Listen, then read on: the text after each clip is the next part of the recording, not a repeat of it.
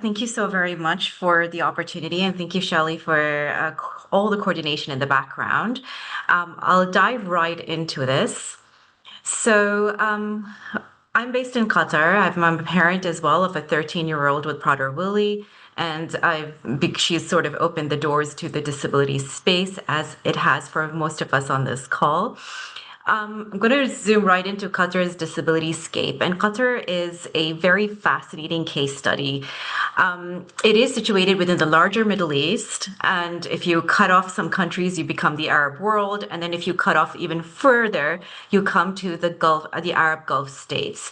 The Arab Gulf states are a very unique sort of region compared to the rest of the Middle East. It has its own dynamic. And when I say the Arab Gulf states, I mean the six countries: Saudi Arabia, Oman, Qatar, Bahrain, UAE, and Kuwait. Yes. Now, these are slightly different because their socioeconomic profiles are somewhat different, but it also means that the experience of disability in these countries are quite different. Now, if we move on to seeing Qatar in its of itself, it is a very small state. It is the size of New York City with a third of its population. Nationals comprise a minority, which means about 10% of them are Qataris and 90% of them are expatriates like myself who call Qatar home. This country is only 50 years old, which means everything is being built ground up, even as we speak. It is a no tax regime, and this impacts the experience of prader-willi or any disability because in many countries around the world, as a tax-paying resident, there is a contract between the resident and the government. We pay taxes, you give us services. But in Qatar, it's a bit different. And so it's a bit of we're still figuring out how to navigate this. It is a very rich country, one of the richest in the world, in fact, which means that there are opportunities that are possible in Qatar that may not be in other parts of the world. We do operate by the Sharia or the Islamic law, and it's a constitutional monarchy. And why this matters is also because the opportunities in constitutional monarchies are such that when they roll out a particular program or a policy, it's unlikely to change after the term ends of leadership. There's a level of consistency over a longer period of time. So there's greater opportunities to roll out programs that have a lasting legacy in the country. But when we zoom into the stigma part of the Arab world, I could literally take the two previous presentations and swap the country names and put Qatar on it because there's a lot of commonalities. In terms of what we're talking about here, there's an important distinction to make between religion and culture. So there's a lot of values that come through the cultural elements, which are extremely diverse across the Arab Gulf region, the Middle Eastern region, the Arab world, etc. And then there's a lot of values that come through religion of itself. In Qatar, it's very hard to separate the two entirely. It is so meshed up together, you never know where a certain perception is coming from. The other interesting aspect of Qatar is also because it is a very wealthy nation, there is a tendency for leadership to pose themselves as benevolent leaders.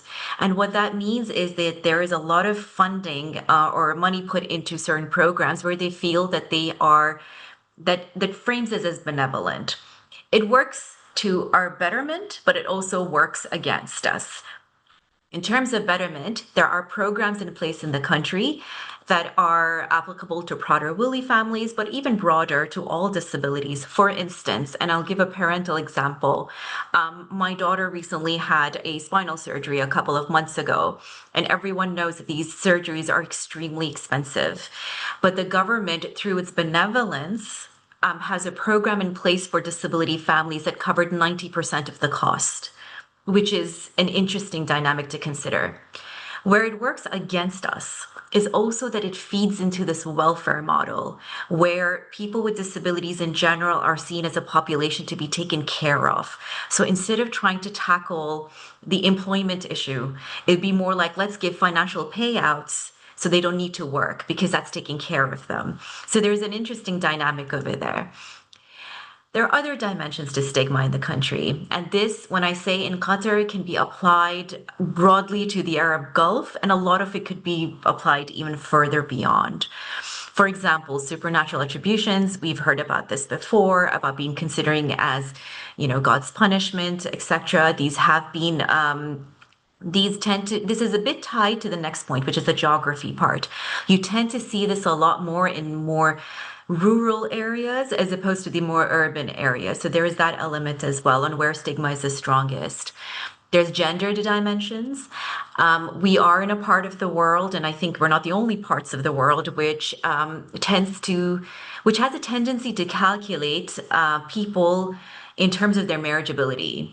There is a little bit of an assessment right there, and so disability is seen as a deduction of a lot of the points in marriageability in society, and so women especially tend to feel this more acutely than men, but men do experience this as well. There is also an aspect of citizenship status. So a commonality between the Arab Gulf countries, or most of the Arab Gulf countries, is that the citizens of the country are the minorities. So, for instance, in Qatar, the 10% who are Qataris will absolutely get a greater financial support from the government, whereas the 90% who are non-Qataris may not get the same level of support or access. And where access is lower, there tends to be greater stigma as well, or a different kind of stigma associated with disability in general. Another aspect we look at is invisibility in the public and in data. So, for instance, in Qatar, the disability ratio is considered under 1%, which of course we all know is not practical. And so they are invisible in data, and hence they're invisible in services. And a lot of it can also be rooted back to the stigma that is held at the level of policymakers, or the fear of the unknown, or the fear of counting. We also look at stigma associated with expressions of disability. What I mean by that is Prader-Willi being a spectrum disability. There are different individuals with Prader-Willi express themselves in different ways. They all have different physical, cognitive, behavioral sort of expressions. And so where the expressions are more, where one is impacted more cognitively, there tends to be greater stigma associated with that. So there almost seems to be a hierarchy in terms of disability, it's very subtle, but it's there. And then we look at this tendency where mindsets are reframed in unique ways, in very odd ways sometimes. So I put that logo in with people of determination. The UAE, the United Arab Emirates, is famously or infamously known to have changed the term persons with disabilities, or people with special needs, into people of determination. There are people with disabilities who absolutely adore the term and claim it and live it. And then there's many who find it highly offensive. It is on an ongoing dialogue, but you will find these creative ways of trying to maneuver and overcome stigma in societies by reframing disability in the way that they feel best. Now, in terms of how it impacts on disability services, and I say disability more broadly because Prader-Willi, because we're such a tiny country, and if you look at the prevalence rates, we might only have about 30 to 40 families with Prader-Willi in the entire country. But the experiences with a lot of these families can be more broadly applied or learned about through the disability group in general. So from a research perspective, we did dive into the lived experiences of expatriate parents who live here in Qatar, who have children with disabilities and mostly neurodevelopmental in nature. And that sort of give us an insight of what kind of experiences are felt in the country. And that could give you an insight on what Prader-Willi experiences look like. And a lot of it is very similar to most parts of the world. I don't think you would find too much of something that is very unique. One key aspect that we zoned in on as a research team was on the financial side of things. So our insurance is not as much, our insurance landscape is not as mature. We don't get government benefits as expatriates. And so how do you really navigate the massive costs associated with therapies, associated with early intervention, associated with educational support? And the fact of the matter is, you don't. So the research question that we went on to another project that looked at the price tag of neurodevelopmental disability in Qatar, specifically in the childhood range. And what we came up with is about $800 to $11,000, depending on the needs. And what this basically means is it sometimes represents 15 to 420% of a family's income in Qatar in the sample that we were looking at. What essentially that means is that if you've got a family for whom having a child with a disability could potentially giving them just the basic services in education, health, and social services, if that consumes even 40% of their income, chances are they're not going to go for it. And chances are that a lot of these children are just going to continue to face that sort of neglect. So there is that aspect of to consider. How do you navigate that? We haven't figured it out yet, but what I am hopeful about is that there's a lot more advocacy voices in this space than there ever was before. And so a lot of these things are coming to light. Going back to some of the themes, another one was regarding education. Education is something that has been extremely difficult. We also work on the public system and the private system, and the public system is Arabic medium, mostly open to Qataris or government or civil servants, and you need special permission to be able to access government schools if you don't fall in these categories. Whereas a lot of the expats who are English speaking can only access education within the private school sphere. But in order to get your child to be accepted and then given the resources that they need is very, very difficult. So most likely having a child with prader-willi or any disability in school is an exception rather than the norm. I would say that there are programs at a policy level that are slowly, gradually changing, but the impact has not been felt yet at the community level. Another sort of interesting insight in terms of education, there was a study that was done maybe 8 years ago or so. Even this is considered a huge understatement of what the actual need is. But just to highlight the fact that there was a calculation done about 8 years ago that school-age going children with disabilities are about 33,000 in the country, from mild to severe, but about 30,000 plus are out of school or out of that appropriate education setting. So again, it is the case where children with disabilities in school tend to be an exception rather than the norm.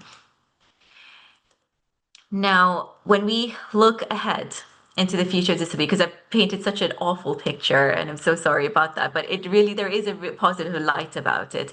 So when we look at the case study back again, just straight to the same points, there are positive indications of really good things happening over the next 10 years, if you will. It is a small state, which means we're living in a country that's almost like a living lab. So where there's programs rolled out, the impact of it can be potentially a lot stronger. And that goes again because we're a very small population. Because we're a young country, we have a huge potential to roll out things that don't have a history that bogs us down. So we literally got a blank slate on which to work on. And the amazing part about this is there's actual work happening on the ground looking at disability. There's a revived interest just in the last 2 years. And because we are a wealthy nation in that sense, there is potential to redirect funds towards disability, and this helps because we have a lot of voices that are rising in the past 5 years, especially. The Sharia law also helps because, again, going back to the differences between cultural values and religious values, there's a lot of cultural values that look at to that idea of stigma, that idea of of divine punishment, about being of people with disabilities in general being lesser, etc. But from the Islamic framework, and because it is a predominantly Islamic country and Islam is the predominant religion in the Middle East and the Arab world, the framing of disability is a lot kinder and a lot more rights based. And so it's about bringing that awareness of putting up the religious framework a little bit more to counter some of the cultural sort of limitations. And again, the constitutional monarchy just means that we are infamous in this area to have in this region to have long-term national visions. And so, for example, in Qatar, we have a national vision for 2030. That means any program or any policy that's put into place today, it has to be mapped out to outcomes by 2030. And so we do see a rising interest in having people with disabilities and their rights and access being put into that vision. And so we gradually can see different ministries working towards developing programs towards that. There is a hot off the press news for our little country here in the Gulf region. We very recently, 3 weeks ago, had a new updated law for persons with disabilities. This for our community has been a phenomenal sort of breakthrough. Our last law was in 2006 or 2008, one of those years. And where this law really, really helps us as a people is that until now, people, especially that had disabilities that impacted cognition or intellect, had very, very limited rights or almost negligible rights. And you can see a lot of that being addressed in this law. There's a lot of things that were shoved under the rug that are now being brought up and really spelled out very explicitly. So we're very excited about what this means in terms of onward programs. And the other part is that Qatar has been selected to host the next Global Disability Summit in 2028. Now, because this country, the way it operates is that it likes to shine on a global stage, there is a lot of work done in order to ensure that people look towards Qatar as a progressive nation, which is very, very hard to do in current times. They will do everything and anything. And by having a global disability summit like this, it just means that there's going to be a lot of motivation on the ground to really develop programs to work towards better access and rights for disabilities. And that's exactly where I'm going to end for now. But thank you so much.